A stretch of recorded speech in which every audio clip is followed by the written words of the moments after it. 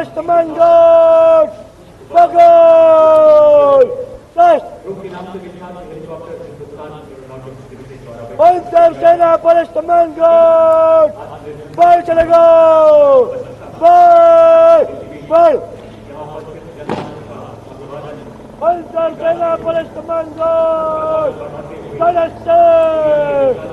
राष्ट्रीय ध्वज फहराया गया है और राष्ट्रीय ध्वज गार्ड के जवान इस समय लाल किले की प्राचीर के सामने से प्रस्थान कर रहे हैं और यहां पर वायु विचरण करते हुए नजर आ रहे हैं दो advance light helicopter line astern formation में, जहां पर विंग कमांडर अंबर अग्रवाल और विंग कमांडर राहुल नैनवाल पुष्प वर्षा कर रहे हैं उपस्थित जन समूह पर। मन में फूल खिल रहे हैं और आकाश से भी पुष्प वर्षा हो रही है और भारत मना रहा है अपना स्वाधीनता दिवस। उत्सुकता बढ़ती हुई उस अवसर के लिए जिसकी प्रतीक्षा वर्ष भर रहती है। As freedom reigns supreme, well, so does the rain and so do the flowers. National Flag Guard marching off away. They'll come back towards the closure of the program.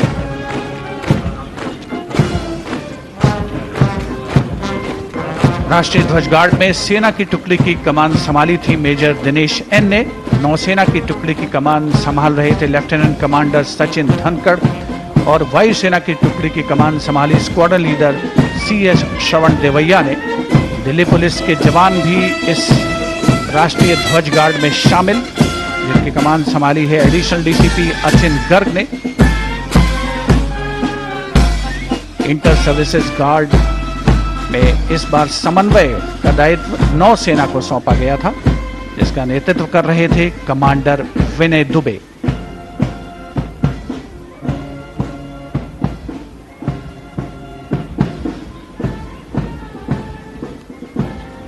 उपस्थित जनसमूह प्रसन्न है, आह्लादित है और प्रतीक्षारत माननीय प्रधानमंत्री महोदय के संबोधन की।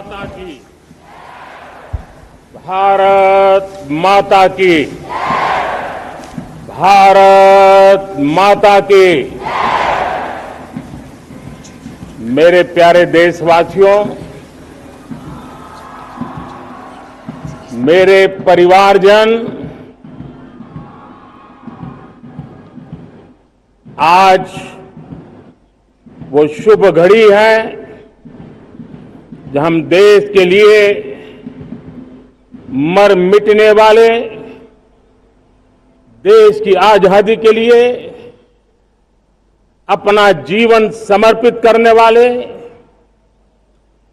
आजीवन संघर्ष करने वाले, फांसी के तख्त पर चढ़कर के भारत मां की जय के नारे लगाने वाले अनगिनत आजादी के दीवानों को नमन करने का ये पर्व है, उनका पुण्य स्मरण करने का पर्व है। आजादी के दीवानों ने आज हमें आजादी के इस पर्व में स्वतंत्रता की सांस लेने के लिए सौभाग्य दिया है। यह देश उनका ऋणी है। ऐसे हर महापुरुष के प्रति हम अपना श्रद्धा भाव व्यक्त करते हैं। मेरे प्यारे देशवासियों, आज जो महानुभाव राष्ट्र रक्षा के लिए और राष्ट्र निर्माण के लिए पूरी लगन से, पूरी प्रतिबद्धता के साथ देश की रक्षा भी कर रहे हैं, देश को नई ऊंचाई पर ले जाने का प्रयास भी कर रहे हैं। चाहे वो हमारा किसान हो, हमारा जवान हो, हमारे नौजवानों का हौसला हो, हमारी माताओं बहनों का योगदान हो, दलित हो, पीड़ित हो, शोषित हो, वंचित हो, अभावों के बीच भी स्वतंत्रता के प्रति उसकी निष्ठा, लोकतंत्र के प्रति उसकी श्रद्धा, ये पूरे विश्व के लिए एक प्रेरक घटना है। मैं आज ऐसे सभी को आदरपूर्वक नमन करता हूं। प्यारे देशवासियों, इस वर्ष और पिछले कुछ वर्षों से प्राकृतिक आपदा के कारण हम सबकी चिंता बढ़ती चली जा रही है। प्राकृतिक आपदा में अनेक लोगों ने अपने परिवारजन खोए हैं, संपत्ति खोई है, राष्ट्र ने भी पारावार नुकसान भोगा है। मैं आज उन सब के प्रति अपनी संवेदना व्यक्त करता हूं और मैं उन्हें विश्वास दिलाता हूं कि यह देश इस संकट की घड़ी में उन सब के साथ खड़ा है। मेरे प्यारे देशवासियों, हम जरा आजादी के पहले के वो दिन याद करें। सैकड़ों साल की गुलामी, हर कालखंड संघर्ष का रहा। युवा हो, बुजुर्ग हो, किसान हो, महिला हो, आदिवासी हो, उन्होंने गुलामी के खिलाफ जंग लड़ते रहे, अविरत जंग लड़ते रहे। इतिहास गवाह है कि 1857 के स्वतंत्रता संग्राम जिसको हम याद करते हैं, उसके पूर्व भी हमारे देश के कई आदिवासी क्षेत्र थे जहां आजादी का जंग लड़ा जाता था। साथियों, गुलामी का इतना लंबा कालखंड,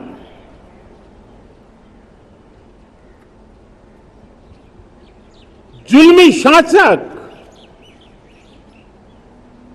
अपरंपार यातनाएं, सामान्य से सामान्य मानवीयों का विश्वास तोड़ने की हर तरकीबें, उसके बावजूद भी उस समय की जनसंख्या के हिसाब से करीब 40 करोड़ देशवासी आजादी के पूर्व 40 करोड़ देशवासियों ने वो जज्बा दिखाया, वो सामर्थ्य दिखाया, वो एक सपना लेकर के चले, एक संकल्प लेकर के चलते रहे, जूझते रहे। एक ही स्वर था, वंदे मातरम। एक ही सपना था, भारत की आजादी का। 40 करोड़ देशवासियों ने, और हमें गर्व है कि हमारी रगों में उन्हीं का खून है, वो हमारे पूर्वज थे। सिर्फ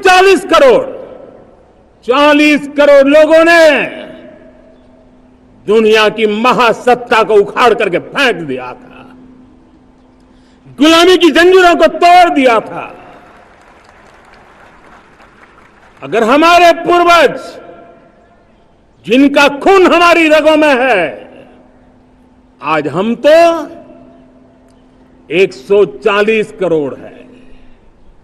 अगर 40 करोड़ गुलामी की बेड़ियों को तोड़ सकते हैं, अगर 40 करोड़ आजादी के सपने को पूर्ण कर सकते हैं, आजादी लेकर के रह सकते हैं, तो 140 करोड़ देश के मेरे नागरिक, 140 करोड़ मेरे परिवारजन अगर संकल्प लेकर के चल पड़ते हैं, एक दिशा निर्धारित करके चल पड़ते हैं, कदम से कदम मिलाकर, कंधे से कंधा मिलाकर अगर चल पड़ते हैं तो चुनौतियां कितनी भी क्यों ना हो, अभाव की मात्रा कितनी ही तीव्र क्यों ना हो, संसाधनों के लिए जूझने की नौबत हो तो भी हर चुनौती को पार करते हुए हम समृद्ध भारत बना सकते हैं। हम 2047 विकसित भारत का लक्ष्य प्राप्त कर सकते हैं। अगर 40 करोड़ देशवासी अपने पुरुषार्थ से, अपने समर्पण से, अपने त्याग से, अपने बलिदान से आजादी दे सकते हैं, आजाद भारत बना सकते हैं, तो 140 करोड़ देशवासी उसी भाव से समृद्ध भारत भी बना सकते हैं। साथियों, वो एक समय था जब लोग देश के लिए मरने के लिए प्रतिबद्ध थे और आजादी मिली थी। आज ये समय है देश के लिए जीने की प्रतिबद्धता का। अगर देश के लिए मरने की प्रतिबद्धता आजादी दिला सकती है, तो देश के लिए जीने की प्रतिबद्धता समृद्ध भारत भी बना सकती है।